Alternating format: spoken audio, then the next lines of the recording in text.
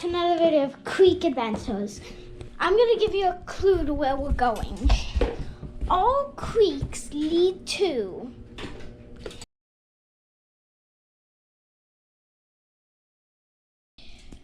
where we're going is the ocean. And all creeks lead to rivers which lead to the ocean. So technically, again, you might have watched our Santa Cruz video. This is going to be a side project, Ocean Adventures. My channel name is still called Creek Adventures, but this is going to be a side project. As you know, my freshwater is my favorite fishing, but I do always get excited when I see the big saltwater rods come up, and the night before we get all ready. So yeah, that's gonna be fun. Where we're going, we're going to Dana Point. We're gonna bring a lot of perch fishing stuff because we're gonna be fishing off in the jetty. There's a good chance we don't catch anything, and there's also a good chance that we do catch something. So there's like a 50% chance that we don't catch something, 50% chance that we do, because I've heard it's a really good fishing spot. But let me just show you in my backpack. I have my little collapsible rod right here, my stools, my landing net, and then in here is my little tackle box. And we're gonna be mainly targeting perch, but if we can get some like striped sea bass or something, that would be really good too. But yeah, exciting update. My guppy fry are just getting big enough to where I can feed them flake food like my big tank and my actual guppies that made the guppy fry. So yeah, but I always get so excited when I see this rod right here because it's a really good rod, and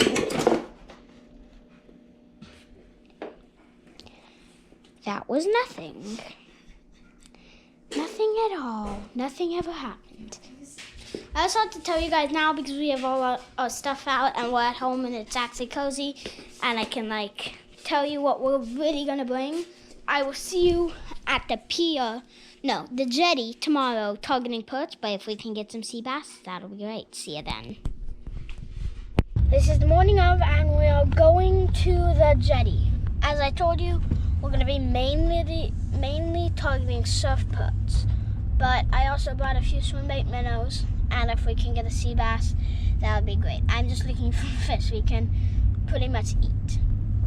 As you see, the window's really misted, but not on the GoPro, not a lot on the GoPro, so I think I can give you some time lapse.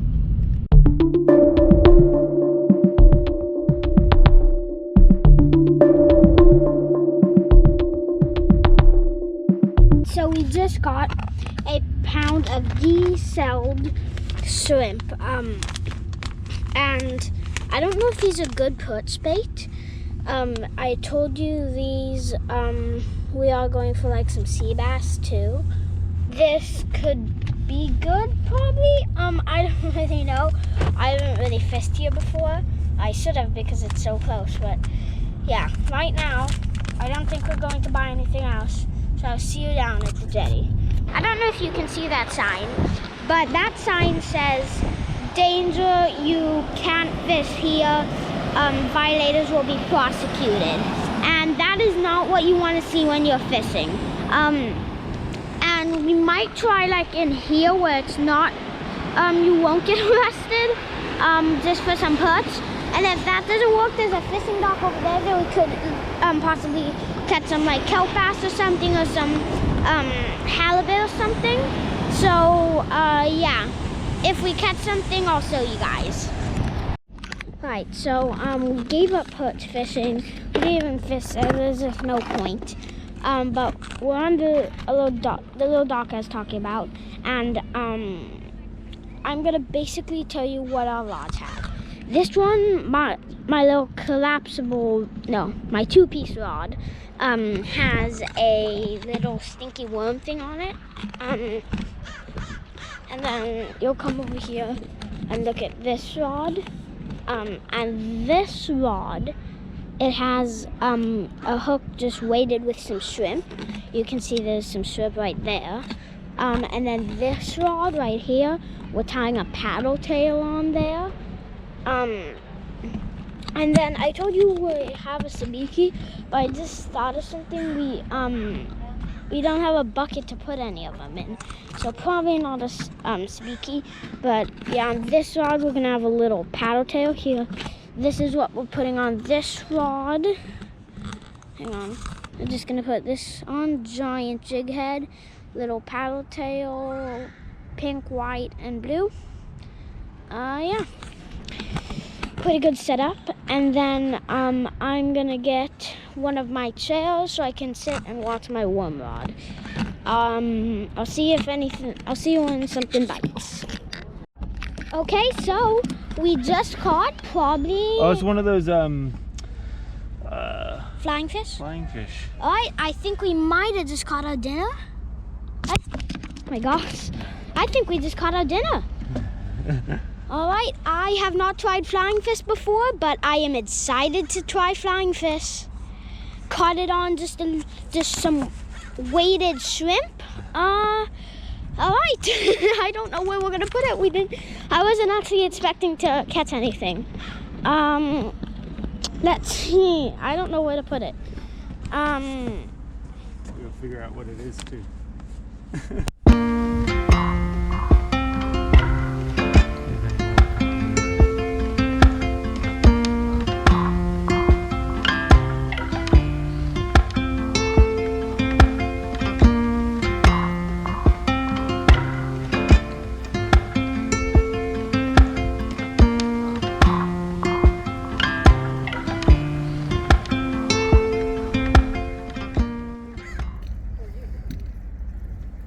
It's a fish.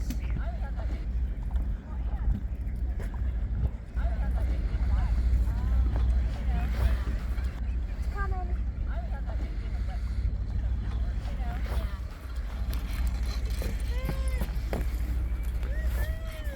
Nice, Gabriel. Yeah. Yes.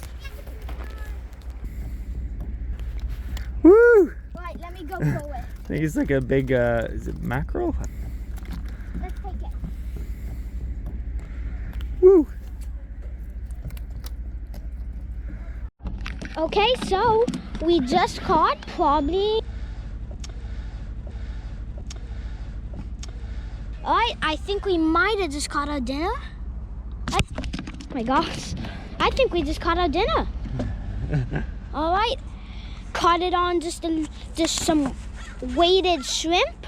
Alright, I don't know where we're gonna put it. I wasn't actually expecting to catch anything. Let's see, I don't know where to put it. Okay, so we just finished up fishing. We're packing it in. And we might have found out what our fish is. And I don't know the exact weight or length. And if you saw the video where we went to Idlewild and caught the bass and the trout, I'll do what I did with the bass and put the weight and the length on the screen so you can see that. But that will be when we're editing. But yeah, I'm gonna show you how to cook it when we get home. And the shrimp we are using for bait, the ones we didn't use, like the ones that are on halves, we can cook those and we can have a seafood meal. So yeah, I will probably see you in the car, but maybe at the house. Okay, now keep in mind, while we're doing this, we are not experts at filleting the fish at all.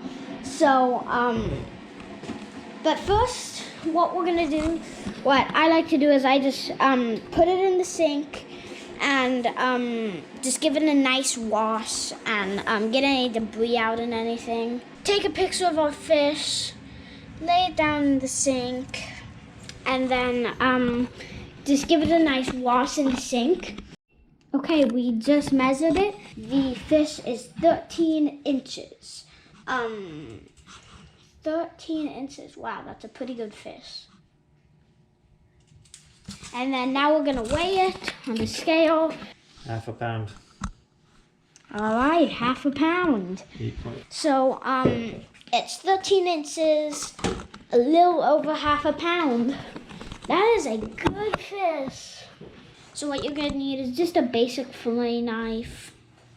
Kinda has to be sharp because there's a lot of bones. And then of course you're gonna need a cutting board. And I always recommend to do this in the sink. Take your fillet knife out and you're just gonna descale it. I need your little descaler. You know that little like red thing? That's for hooking. That's for hooking it. And always be aware, you're gonna get messy because when you descale something, scales go everywhere. But if you don't like this kind of stuff, I think you should fast forward because this is not the worst of it. But if you want to know how to fillet a Jacksmelt, this is going to be a step-by-step process of how to clean a Jacksmelt. And if you know on bluegill, don't leave the tail for me. If you know on bluegill, you can eat their tails. I don't know if you can eat Jacksmelt tail, but I'm going to try the back tail. But that's if we get it crispy enough. So leave me the back tail.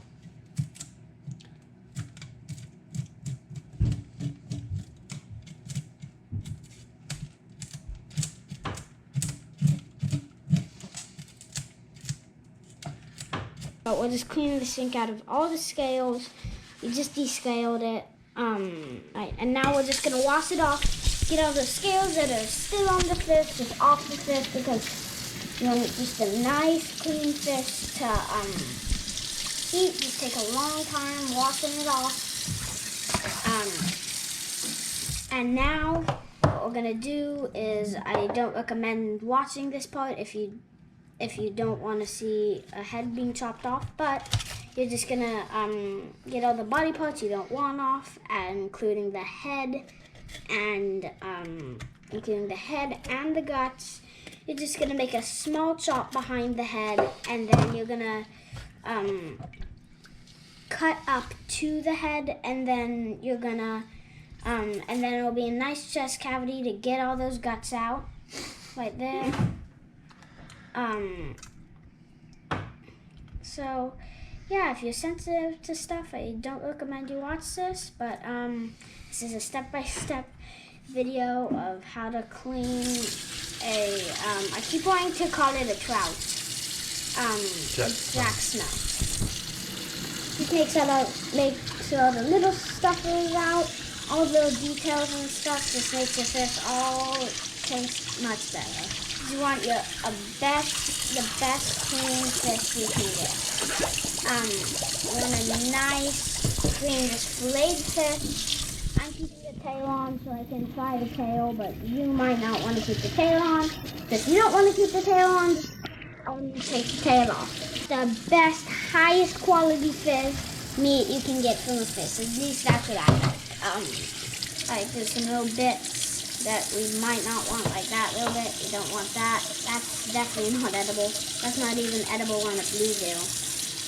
I love eating bluegill fins. There's something about fins that just taste good. But yeah, we're gonna.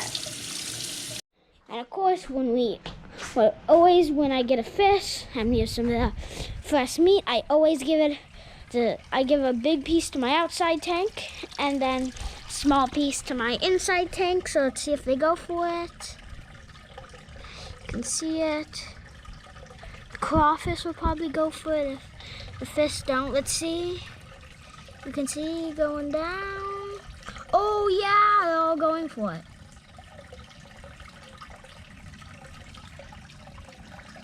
Right, so I'd say that's a success. Now, once you've done everything like that, you have a clean Jacksmelt right there. Nice clean Jacksmelt. Ready to pan fry or grill or anything, but you have to remember it's really bony, so be careful. But I'll tell you more about that after, but yep. Your hands real quick. Okay, hang on. So we just put some salt on the Jacksmelt. Can you put more salt? The other on the tail. I'm excited for the tail. Alright, so we just have a little bit of oil over the fire. I'm just grilling, not really an amount of fire. There isn't really an amount. But we have our Jacksmelt seasoned with salt and pepper, and only with one of the fins on so I can try the fin.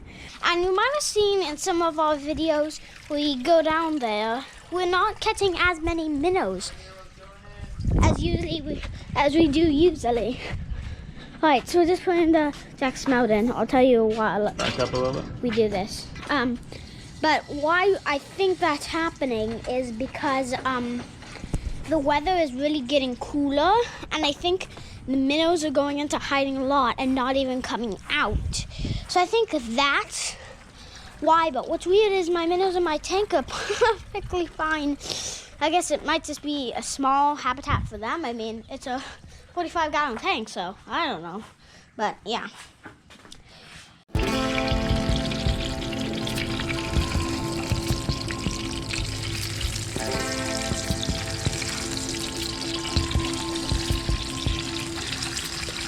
Ooh, that tail's getting crispy. Tasty tail.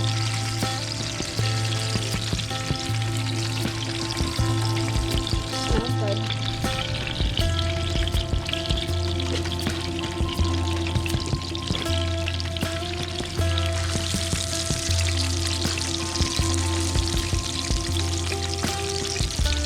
I'm getting the best of the smells because they're all coming in the house.